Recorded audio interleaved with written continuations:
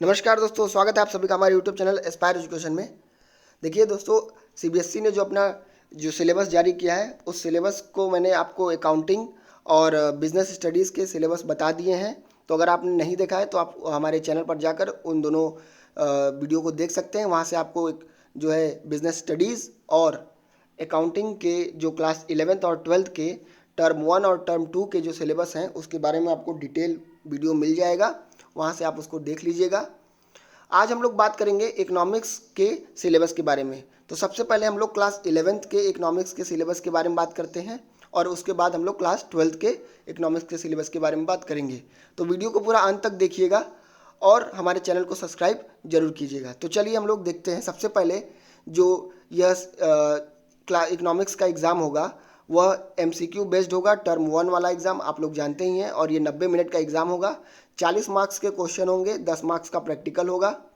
इसके अलावा अब इसमें क्या क्या आएगा, तो यहाँ से आप जानते हैं कि आपके दो बुक होते हैं। एक बुक आपको पढ़ना है स्टैटिक्स फॉर इकोनॉमिक्स, जिसमें आप लोग को पढ़ना है इंट्रोडक्शन, कलेक्शन और organising and presentation of data, statistical tools and interpretation, जिसमें मीन मीडियन मोड के बारे में पढ़ना है। इसके अलावा आप लोग को जो पार्ट बी है, इसमें पढ़ना है introduction and consumer equilibrium and demand. किसका इंट्रोडक्शन? माइक्रो इकोनॉमिक्स का इंट्रोडक्शन। तो ये चीज़ें आपको पढ़नी है। और बाकी तीसरा जो होगा उसमें आपका 10 नंबर का प्रोजेक्ट वर्क होगा। तो अब इसका थोड़ा डिटेल सिलेबस देख लें। तो हम लोग को एक स्टैटिक्स में पढ़ना है स्टैटिक्स क्या है, उसका मीनिंग, स्कोप, फंक्शन, इंपॉर्टेंस। इसके अलावा हम लोग को collection, organising and presentation of data, mean median mode के बारे में पढ़ना है। और फिर हम लोग को यहाँ पर देखिए geometric forms, bar diagram, pie diagram, frequency diagram जिसमें histogram, polygram, ogive, arithmetic line diagram जिसमें टाइम सीरीज ग्राफ, इन सब चीज़ों के बारे में भी पढ़ना है। अगर पार्ट बी में हम लोग बात करें जिसमें माइक्रो इकोनॉमिक्स का बुक है, तो इसमें आपको इंट्रोडक्शन पढ़ना है माइक्रो इकोनॉमिक्स का, सेंट्रल प्रॉब्लम पढ़ना है, अपॉर्चुनिटी पढ़ना है, अपॉर्चुनिटी कॉस्ट क्या होता है, इन सब चीज़ों के बारे में पढ़ना है। उसके बाद कंज्यूमर इक्विलिब्रियम एंड डिमांड के बारे में पढ़ना है, जिसमें आप लोग को meaning of utility, marginal utility, law of diminishing marginal utility और इन सब चीज़ों के बारे में पढ़ना है। इसमें आप लोग को इंडिफरेंस कर्व, इंडिफरेंस मैप और इससे रिलेटेड कुछ टर्म्स हैं, उनको भी आप लोग को डिटेल में पढ़ना पड़ेगा, क्योंकि यहाँ से जो है आपका एमसीक्यू क्वेश्चन बनेगा। इसी चैप्टर यूनिट 5 में आप देख सकते हैं demand, market demand, determination of demand, demand curve और इन सब चीज़ों के बारे में भी पढ़ना पड़ेगा। तो ये काफ़ी इंपॉर्टेंट है और यहाँ से आपको काफ़ी अच्छा नॉलेज भी मिलेगा, तो आप इसको मन लगा के पढ़िएगा। तो फिर अगले अगर हम लोग बात करें कि जो है आपका आगे क्या आएगा, तो टर्म 2 का जो सिलेबस है जिसमें आपके सब्जेक्टिव क्वेश्चन होंगे, 2 घंटे का एग्ज़ाम होगा और इस 2 घंटे के एग्ज़ाम में 40 नंबर के क्वेश्चन पूछे जाएंगे और 10 नंबर का प्रोजेक्ट होगा।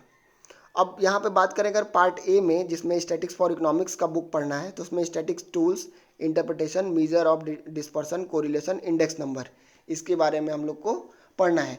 ये सभी चैप्टर लगभग न्यूमेरिकल है और यहाँ से न्यूमेरिकल, अच्छे खासे न्यूमेरिकल पूछे जाते हैं। इसमें जो है कोरिलेशन और इंडेक्स नंबर काफ़ी इंपॉर्टेंट चैप्टर है, यहाँ से न्यूमेरिकल भी पूछा जाता है। इसके अलावा पार्ट बी की बात करें हम लोग जिसमें माइक्रो इकोनॉमिक्स है, इसमें producer behaviour and supply, forms of market and price determination under perfect competition and simple applications, इसके बारे में हम लोग को पढ़ना है। अब अगर हम लोग थोड़ा डिटेल में देखें पार्ट ए में जिसमें स्टैटिक्स फॉर इकोनॉमिक्स है, तो इसमें हम लोग को statistical tools and interpretation, measure of dispersion, correlation, introduction to index number, इसके बारे में आप पढ़ लीजिएगा। तो आप चाहें तो इसका जो है एक स्क्रीनशॉट भी ले सकते हैं और इसको जो है आप इसी के अकॉर्डिंग, इसी सिलेबस के अकॉर्डिंग अपना पढ़ाई कीजिएगा। चलिए आगे देखते हैं पार्ट बी में क्या आएगा। तो पार्ट बी में जो है इंट्रोडक्टरी माइक्रो इकोनॉमिक्स आएगा। इंट्रोडक्टरी माइक्रो इकोनॉमिक्स में आपको जो है producer behaviour and supply, meaning and production function, short run, long run और total product, average product, marginal product, return to a factor, ये चैप्टर, ये सब बड़े इंपॉर्टेंट है। उसके अलावा जो सबसे इंपॉर्टेंट चीज़ है वो है कॉस्ट चैप्टर। कॉस्ट चैप्टर से अक्सर क्वेश्चन पूछे जाते हैं, जिसमें total cost, fix cost, total variable cost, average fix cost, ये सब चीज़ें पूछी जाएंगी। उसके अलावा जो supply, market supply, determinants of supply और इन सब चीज़ों के बारे में आप लोग को टर्म 2 के लिए पढ़ना पड़ेगा। Forms of market and price determination under perfect competition and simple application में परफेक्ट कंपटीशन के बारे में पढ़ना है। और ये जो है यहाँ से अक्सर छोटे क्वेश्चन या कई बार तो एग्जाम में बड़े क्वेश्चन भी परफेक्ट कंपटीशन से पूछ दिए जाते हैं, तो इस चैप्टर को आप अच्छे से पढ़ लीजिएगा। चलिए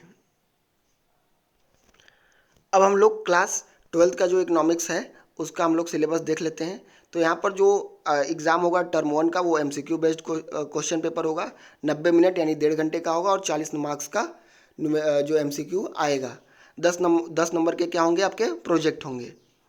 तो अब यहाँ पे जो MCQ बन सकता है वो कहाँ कहाँ से बन सकता है, तो देखिए आप लोग को पढ़ना है इंट्रोडक्टरी मैक्रो इकोनॉमिक्स, जिसमें money banking, government budget and economy, balance of payment, in 3 chapter को पढ़ना है।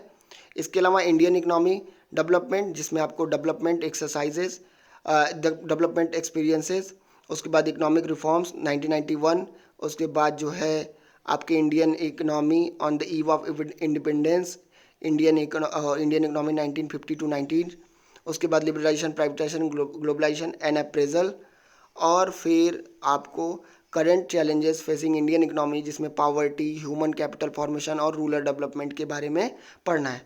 थोड़ा डिटेल में इसके सिलेबस को देख लेते हैं।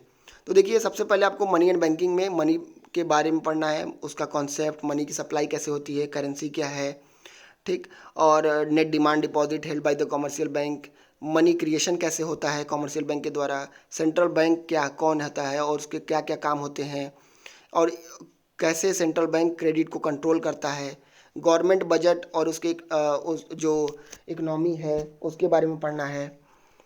उसके बाद हमें जो है क्या पढ़ना है आगे देखा जाए तो हम लोग को पढ़ना है balance of payment. Balance of payment में बैलेंस ऑफ पेमेंट अकाउंट्स, इसके मीनिंग, फॉरेन एक्सचेंज रेट, इसके बारे में पढ़ना है। पार्ट बी जो कि इंडियन इकोनॉमी का बुक है, इंडियन इकोनॉमी डेवलपमेंट, इसमें आप लोग को डेवलपमेंट एक्सपीरियंसेस के बारे में पढ़ना है। उसके बाद इकोनॉमिक रिफॉर्म्स के बारे में पढ़ना है और करेंट चैलेंजेस, जिसमें poverty, human capital formation, rural development, इन सब चीज़ों के बारे में पढ़ना है। और यहाँ से आप देख सकते हैं LPG रिफॉर्म्स के बारे में भी क्वेश्चन पूछा जाएगा, जिसमें लिबरलाइजेशन, ग्लोबलाइजेशन और प्राइवेटाइजेशन के फीचर्स वगैरह होंगे। तो बहुत ज़्यादा डिटेल तो नहीं होगा, लेकिन यहाँ से भी क्वेश्चन पूछे जाएंगे। तो LPG रिफॉर्म्स को पढ़ लीजिएगा। और नया आप देख रहे हैं 2 चीज़ें हमारे जो सिलेबस में ऐड हैं, वो है डीमोनेटाइजेशन और GST। तो इनसे भी क्वेश्चन ज़रूर बन सकता है, क्योंकि ये दोनों नई चीज़ें हैं। तो इसके बारे में भी क्वेश्चन पढ़ लीजिएगा। चलिए आगे हम लोग देखते हैं जो टर्म 2 होगा उस टर्म 2 में क्या क्या आएगा। तो जो टर्म 2 होगा उसमें आपको क्या पढ़ना है, यह सब्जेक्टिव क्वेश्चन पेपर होगा, 2 घंटे का होगा और 40 मार्क्स का होगा। इसमें national income and related aggregates और determination of income and employment. इसमें सबसे इंपॉर्टेंट चैप्टर जो है वो national income and related agreement है। यहाँ से ज़रूर क्वेश्चन बनेगा और एक क्वेश्चन तो कन्फर्म आएगा। और इस चैप्टर में न्यूमेरिकल है, तो न्यूमेरिकल आने के चांसेस ज़्यादा होते हैं। उसके बाद इंडियन इकोनॉमी डेवलपमेंट में आप लोग को करेंट चैलेंजेस, जिसमें employment, infrastructure, sustainable development, economic development, ये बहुत इंपॉर्टेंट चीज़ है जो सस्टेनेबल इकोनॉमिक डेवलपमेंट। तो यहाँ से क्वेश्चन बन सकता है। उसके बाद जो है डेवलपमेंट एक्सपीरियंसेस ऑफ इंडिया, जिसमें अ कंपेरिजन विथ नेबर्स, इसमें comparative development experience of India it's neighbour, जैसे कि India Pakistan, India Nepal, India Bhutan, India China, India Bangladesh, इससे जो कंपैरिजन करके हम लोग को थोड़ा सा पढ़ना पड़ता है। तो यहाँ से आप लोग को कुछ अच्छे नॉलेज भी मिलेगा जो आपको आगे भी काम देगा। तो इसको बड़े अच्छे से पढ़िएगा। अब जैसे नेशनल इनकम के बारे में पढ़ना है तो आप इसका जो है कि स्क्रीनशॉट जरूर ले लीजिएगा, तो आप अपने सिलेबस के अकॉर्डिंग पढ़ाई कर सकते हैं। इसमें देखिए यहाँ से आप देख सकते हैं पूरा न्यूमेरिकल का पोर्शन है, जिसमें न्यूमेरिकल पूछा जाता है। और determination of income and employment, ये चैप्टर भी बड़ा इंपॉर्टेंट है। हालांकि इस चैप्टर से ज़्यादा इंपॉर्टेंट नेशनल इनकम का चैप्टर बहुत ज़्यादा इंपॉर्टेंट है। इंडियन इकोनॉमी में मैंने बताया आपको करंट चैलेंजेस, जिसमें एम्प्लॉयमेंट, इंफ्रास्ट्रक्चर और सस्टेनेबल इकोनॉमिक डेवलपमेंट, और उसमें भी सबसे ज़्यादा इंपॉर्टेंट ये है सस्टेनेबल इकोनॉमिक डेवलपमेंट। फिर उसके बाद अगर हम लोग बात करें डेवलपमेंट एक्सपीरियंसेस ऑफ इंडिया, तो इसमें हम लोग को पढ़ना है इंडिया और पाकिस्तान, इंडिया चाइना, इन दोनों के बीच में जो रिलेशन देखना है और भारत कहाँ स्टैंड करता है और उसके साथ कंपैरिजन करके भी देखना है।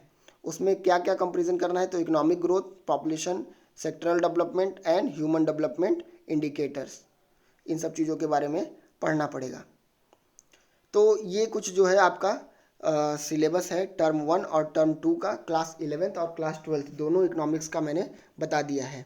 अब मैं आगे आपको आने वाली वीडियो में इसके प्रोजेक्ट से रिलेटेड कुछ क्वेश्चंस बता दूंगा कि प्रोजेक्ट कहाँ से बनेंगे, और उसमें जो लिस्ट दी गई है उसमें प्रोजेक्ट के बारे में क्या क्या दिया गया है, और प्रोजेक्ट से रिलेटेड जो भी आपके डाउट्स होंगे आप मुझे कमेंट में भी पूछ लीजिएगा, मैं उसको सॉल्व करने का पूरा प्रयास करूँगा।